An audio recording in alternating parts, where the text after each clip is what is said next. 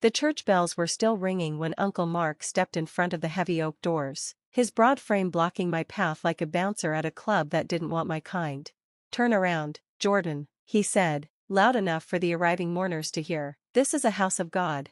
I stood there in my black suit, the one I'd bought specifically for this moment, knowing Grandpa would want me to look respectable, and tried to process what was happening. Behind Mark, I could see the flower arrangements I'd ordered, the programs I'd helped design, the slideshow I'd created playing on repeat in the vestibule. "I'm here for Grandpa's funeral," I said, though it came out more like a question. "Sinners aren't welcome," Mark announced, his voice carrying across the church parking lot. "Grandpa's in heaven now. He doesn't need your perversion contaminating his memory." My Aunt Linda appeared beside him, clutching her pearls like they were a rosary. "Jordan, please, don't make a scene. Think of the family." "I am family." "Not anymore," my cousin Beth chimed in, emerging from the church in her choir robe. "Not since you chose that lifestyle." Grandpa was very clear about his beliefs. I looked past them into the church where my grandfather's casket sat surrounded by lilies, his favorite flowers, which I knew because I'd spent every Sunday afternoon with him for the past 5 years while the rest of them visited on Christmas and Easter. "I planned this funeral," I said quietly. "I picked the casket, the flowers, the music. And we thank you for that," Aunt Linda said with fake sweetness. "But it's time for family only now. I've been with him every week since." "Since you decided to throw your sin in our faces," Mark interrupted, "bringing that man to family dinners, holding hands at Grandpa's birthday, you think we didn't see how it hurt him?" That man, Ethan, my partner of 3 years, who'd helped me move Grandpa into assisted living, who'd driven him to doctor's appointments when everyone else was too busy, who'd held my hand while Grandpa took his last breath because none of them could be bothered to show up until the will was mentioned. Grandpa never said. Grandpa was too polite to say anything, Beth snapped, but we all knew. The way he'd change the subject when you mentioned that man. The way he'd look at those Christmas cards you sent with both your names. She shuddered theatrically. It was cruel, Jordan, cruel to put him through that. A crowd was gathering now, church members, distant relatives, Grandpa's friends from the VFW, all watching as my family formed a human wall between me and my grandfather's funeral. "Please," I tried one more time, "just let me say goodbye." "You can say goodbye from out here." Uncle David joined the blockade, fresh from his 3rd divorce but somehow still moral enough to judge me. "We won't have you making this about yourself. This day is about Grandpa, not your agenda." My phone buzzed. Ethan, texting from the parking lot where he was waiting in the car, knowing he wouldn't be welcome but wanting to support me anyway. "I can see them. Want me to come?" "No," I typed back, "don't give them the satisfaction." "Jordan, are you texting?" Aunt Linda gasped. "At your grandfather's funeral? Have you no respect?" I laughed, actually laughed, standing there being barred from the funeral I'd planned, accused of disrespect by people who'd visited Grandpa exactly twice in his final year. "You know what? You're right. Family only." I turned to leave, then paused. "By the way, who gave the nursing home power of attorney when Grandpa had his stroke? Who spent nights sleeping in hospital chairs? Who learned to change colostomy bags and check blood sugar levels?" Silence. "That's what I thought. Enjoy the service. I'm sure Grandpa would be proud to see his family unified in bigotry. Very Christian of you."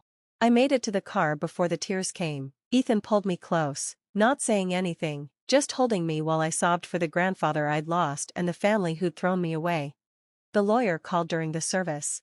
I almost didn't answer. Morrison Associates had been Grandpa's law firm for 40 years, but I assumed they were calling about some funeral detail I'd missed. "Jordan, this is Patricia Morrison. I'm sorry to call during the service, but your grandfather left specific instructions. Are you somewhere private?" I looked at Ethan, then put the phone on speaker. "Yes, what instructions?" He knew there might be difficulties with the funeral arrangements. "He asked me to call you specifically at 11 a.m. if you weren't inside the church." I checked the time. 11:02. The funeral would have just started. "How did he know I wouldn't be inside?" Patricia's voice was gentle. "He said, and I quote, 'My family are good people, but they're fools about some things. If they let their foolishness override their love, then I need Jordan to know the truth.'" "What truth?" "Your grandfather left a video will. I'm sending you a link now. He wanted you to watch it during the service if you were excluded. He was very specific about the timing." My phone pinged with a secure link. Ethan and I looked at each other. "Should we?" "He wanted you to watch it now," Patricia continued. "I'll need to schedule a formal reading with the family next week." But your grandfather wanted you to see this first. Alone. Well, he said Jordan and Ethan should watch it together if those idiots lock them out. He said that? My voice cracked. Among other things, I'll be in touch about the formal reading. And Jordan, I'm sorry for your loss. Your grandfather spoke of you often. He was very proud. The call ended. I stared at the link. You don't have to watch it now, Ethan said softly. We could go home. No, he wanted me to see it during the service, while they're in there performing their piety. I clicked the link. Grandpa appeared on my phone screen, sitting in his favorite chair in the assisted living facility. He looked tired but alert, wearing the cardigan I'd bought him last Christmas, the one Mark had mocked as too fancy for an old man. Jordan, his recorded voice was warm, loving. If you're watching this, then I was right about how today would go. I'm sorry, kiddo. Sorry, I won't be there to knock some sense into them personally. I was already crying again. Ethan squeezed my hand. First things first, I love you. I've loved you since the day you were born, and nothing has ever changed that. Not when you came out. Not when you brought Ethan to meet me. Not when the rest of the family decided their interpretation of God's love was more important than actual love. He leaned forward, looking directly at the camera. You think I didn't know why you visited every Sunday? Why you learned to play cribbage? Pretended to enjoy my terrible coffee? Listened to the same war stories 100 times? You were making sure I wasn't alone. While the rest of them were too busy with their righteous lives, you showed up. Only you inherit, he said clearly, everything, the house, the investments, the cabin up north, the '67 Mustang Mark's been drooling over for 30 years. All of it goes to you, and before any of them start squawking about contesting it, I had 3 doctors verify my mental capacity and Patricia here can testify I've been planning this for 2 years. He chuckled. I can see Mark's face now, purple as an eggplant. He spent 40 years telling me what the Bible says about homosexuality. You know what he never quoted? By this all people will know that you are my disciples, if you have love for one another. You and Ethan have more love in your little fingers than that whole bunch has in their bodies. The video continued for 20 minutes. Grandpa detailed every hypocritical action, every missed visit, every excuse. He had receipts, literally, records of who visited when, who called, who actually helped versus who just showed up when they needed money. Beth likes to sing in the choir, thinks it makes her holy, but when I needed someone to drive me to chemotherapy, where was she? Too busy with church activities. You drove me, Jordan, every single time, held the bucket when I got sick, never complained. Linda clutches those pearls I gave her for her wedding, acts like she's so proper, but she's the one who tried to get me declared incompetent last year so she could control my money. Didn't know I knew about that, did she? Patricia's very good at her job. And David, 3 divorces because he can't keep it in his pants, but he wants to lecture you about the sanctity of marriage? At least you and Ethan have been faithful. Yes, I notice these things. Old doesn't mean stupid. Then his tone shifted, becoming softer. Now, about the house. I know you love that old place as much as I do. All those Sunday dinners, the garden you helped me plant, the workshop where we built that terrible birdhouse. He smiled. It's yours now. Fill it with love. Fill it with friends who become family. Have barbecues and birthday parties and maybe, if the Supreme Court keeps moving in the right direction, a wedding in the backyard. The cabin is special. Take Ethan there for your anniversary. The sunsets are spectacular in October, and the fishing's good if you remember where I showed you. The money, and there's a good bit of it, use it well, travel, donate to those organizations that helped kids like you, live your life fully. That's all I ever wanted for any of my grandchildren, but you're the only one who understood that life is about more than judgment and rules. He was winding down now, looking tired. I'm recording one more video after this, for them. They'll see it at the official reading. It's less kind, but this is just for you, to tell you that you were seen, you were loved, and you were absolutely perfect exactly as God made you. Oh, and Jordan? That young man of yours, Ethan, he's good people. The way he looks at you, the way he held your hand during my bad days, that's real love. The kind your grandmother and I had. Don't let anyone tell you different. I know they're in that church right now, probably giving speeches about what a good Christian I was. Let them. You and I know the truth, that I'd rather have one grandchild who loved honestly than a dozen who hide behind Bible verses they don't understand.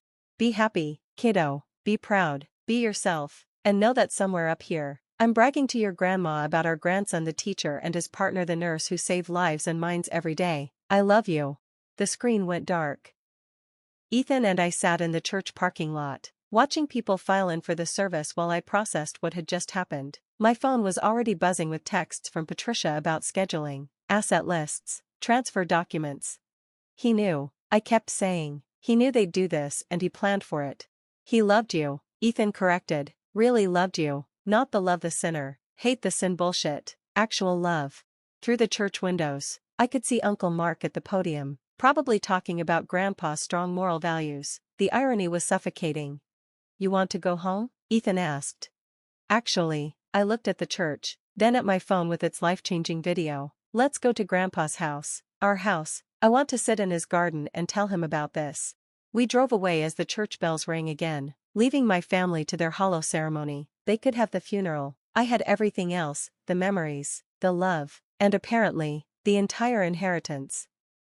The will reading the following week was everything Grandpa had predicted. I arrived with Patricia and a security guard she'd insisted on just in case. The family was already assembled in the law firm's conference room, still in their mourning clothes like they'd come straight from another performance. This is a mistake. Uncle Mark started before Patricia could even speak. Jordan was disowned. He didn't even attend the funeral. Because you physically barred him from entering, Patricia said mildly. I have sworn affidavits from 6 witnesses who watched you block the church doors. We were protecting Grandpa's memory. Then you'll appreciate his video message. Patricia pulled up the second recording. He insisted the entire family watch this together. Grandpa appeared on the conference room screen. This time, he wasn't smiling. Well, if you're watching this, then you did exactly what I expected. You let your bigotry override your love and barred my grandson from my funeral. Congratulations. You've proven every suspicion I've had about you for years. Mark's face was indeed turning purple. I spent the last 5 years watching you all carefully, Grandpa continued, watching who showed up, who called, who cared. Do you know how many times Linda visited me in assisted living? 4 times in 3 years, and twice was to ask for money. That's not, Linda started, but Patricia raised a hand for silence. David, you came once, to ask me to invest in another one of your failed business schemes. Beth, you sang at the facility's Christmas service, but couldn't stay for dinner. Too busy, you said. But Jordan came every Sunday, every single Sunday, brought Ethan too. Once they got serious, you know what we did? Talked, played cards, watched old movies. They learned about my medications, helped with my physical therapy, made sure I wasn't forgotten. When I had my stroke, Jordan slept in a chair for a week. Where were you, Mark? Oh right, on vacation. Couldn't cut it short for your dying father. When I needed help managing my affairs, Jordan spent weekends organizing paperwork, paying bills, making sure everything was handled. Linda was too busy trying to get power of attorney behind my back. So let me be clear, Jordan inherits everything because Jordan earned everything, not through blood or manipulation or showing up when convenient, but through love, consistent, unconditional love. As for the rest of you, I've left you each something. Grandpa's smile was sharp. Mark, you get my Bible, the one you've been quoting at me for years. Try reading the parts about love and compassion this time. Linda, you get the pearls. Wear them in good health and remember that jewelry doesn't make you a good person. David, you get my collection of marriage counseling books, maybe 4 times the charm. Beth, you get my hymnal collection, since singing about God's love is easier than showing it. Everything else, the house, the cabin, the cars, the money, goes to Jordan. And Ethan, if you're there, take care of my boy. You're the son-in-law I always wanted, even if the law doesn't recognize it yet. The video Grandpa looked directly at the camera one last time. To those of you sputtering about fairness, you had 50 years to show me who you were. You chose judgment over love, rules over relationship, piety over presence. Jordan chose differently. He chose love, just like I choose him. Oh, and if any of you contest this will, the alternate beneficiary is PFLAG. I'm sure they'd make good use of the money. Your choice. The screen went dark. The conference room exploded. Threats of lawsuits, accusations of manipulation. Mark actually lunging across the table before the security guard stepped forward. Through it all, I sat quietly, holding Ethan's hand under the table. This is undue influence, Linda shrieked. Jordan turned him against us. Jordan visited him, Patricia said calmly. There's no law against kindness. He's giving our inheritance to, David couldn't even finish. To his grandson and his grandson's partner, I said, finally speaking. The 2 people who actually acted like family. You're not family, Mark roared. You gave that up when you chose perversion. No, I said. standing. You gave up family when you chose hate. When you literally blocked me from Grandpa's funeral. When you decided your interpretation of Christianity was more important than Christ's actual teachings. Grandpa saw you, I continued. All of you. He saw how you treated me, how you treated Ethan, how you treated anyone who didn't fit your narrow worldview, and he made his choice. I turned to Patricia. When can we start the transfer paperwork? Immediately, though I should warn you, the estate is larger than you might expect. Your grandfather was very successful in his investments. How much larger? Ethan asked. Patricia smiled. Let's just say he turned his military pension into 8 figures through careful investing. He lived modestly by choice, not necessity. The family's rage turned to stunned silence. They'd thrown away millions in the name of bigotry. We'll contest, Mark said weakly. No judge will uphold this. Try it, Patricia said. I have 2 years of documentation, medical evaluations, and a very clear paper trail. Plus, your behavior at the funeral won't play well in court. 1 year later, Ethan and I stood in Grandpa's backyard, our backyard, exchanging rings in front of the garden we'd expanded in his memory. Patricia officiated. She'd gotten ordained online just for the occasion, and our chosen family filled the space with love and laughter. We'd invited my biological family, knowing they wouldn't come. Only one did, my cousin Emma, Mark's daughter, who'd been away at college during the funeral fiasco. Grandpa would have loved this, she said, hugging me after the ceremony. He always said you were the only one who got it right. Got what right? Love. He said you understood that love wasn't about rules or judgment, but about showing up. She looked around the yard full of celebrating people. Looks like you learned well. We'd turned Grandpa's house into exactly what he'd wanted, a place full of love and chosen family. Sunday dinners for friends who'd been rejected by their own families. Holiday celebrations for those with nowhere else to go. The cabin became a retreat for LGBTQ+ kids who needed a safe space to figure things out. And in Grandpa's old workshop, now converted to an office, I kept his video saved on my computer. On bad days, when the hate in the world felt overwhelming, I'd watch him say, "You were absolutely perfect exactly as God made you." He was right about something else too. The sunsets at the cabin in October were spectacular. And yes, the fishing was good if you remembered where he showed you. Just like love, if you knew where to look for it.